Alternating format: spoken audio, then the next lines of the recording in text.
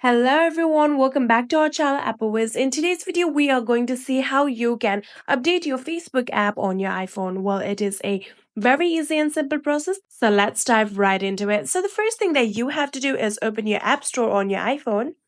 So after opening the App Store, now tap on the search icon right here. And after tapping on it, tap on the search bar right above right here and start typing Facebook. After you have typed that down, now tap on the search button on your keyboard and then you will be able to see the Facebook application just right here. Tap on it.